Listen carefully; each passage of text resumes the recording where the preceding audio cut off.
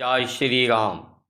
भारत की संस्कार, संस्कृति, परंपराएं, सनातन धर्म अंधभक्ति नहीं है। ये साकार ब्रह्म परमात्मा को दर्शन करती है, निराकार को अनुभव करती है और तदाकार को अपनी भावनाओं के अनुसार अनुभव करती है। जिस चीज़ को देखा ना जाए, अनुभव न किया जाए, उससे ना तो प्रेम हो सकता है, ना उसके लिए आदर और सत्कार हो सकता है, ना वो वंदनीय हो सकता है, ना अनुकरणीय हो सकता है। इसीलिए हमारे भारत में दर्शन की बात कही गई है कि जो देखा जाए, अनुभव किया जाए, उसी पर विश्वास। हमारे यहाँ परमात्म दर्शन आत्म दर्शन के द्वारा दिया गया है। परमात्मा का नाम करुणानिधान, परमात्मा का नाम सच्चिदानंद। करुणा का मतलब रोना होता है और रोने में आंसू निकलते हैं और उन आंसुओं से निदान होता है। इससे चित्त पवित्र हो जाता है, व्यक्ति का परमात्म प्राप्ति होती है, अनुभव होता है परमात्मा का करुणा निधान के रूप में। शब्द गायब हो जाते हैं, उस समय घिघी बन जाती है। सच्चिदानंद यानी जब व्यक्ति प्रसन्न होता है, प्रसन्न चित्त होता है, खुलकर हंसता है, तब भी आंसू आँख में आते हैं। उस समय भी शब्द नहीं निकलते, व्यक्ति घिघी बन जाती है। ये आंसू व्यक्ति के मन को निर्मल कर देते हैं। व्यक्ति के अंदर जो लार मुंह में बहता है, यही गंगा जी है।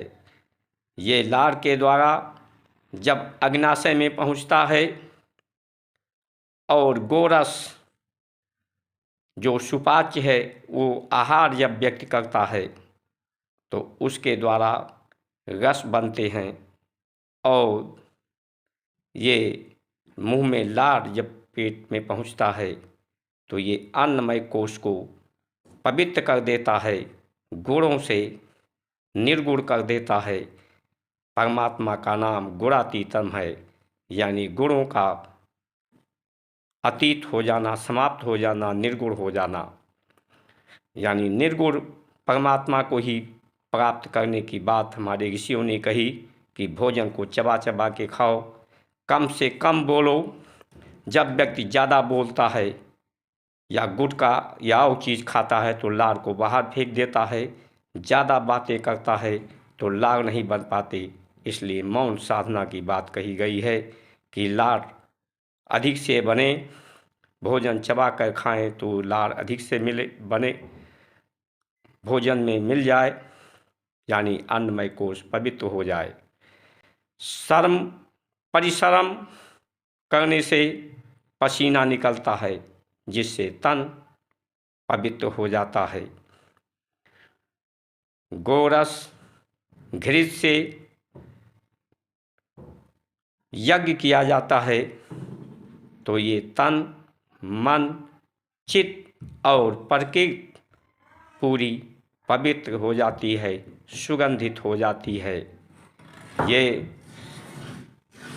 त्र्यंबकम यजामहि सुगंधिम पुष्पवर्धनम उर्वारुकमिव बंधनान् मृत्युर्मोक्षे मामृतात्।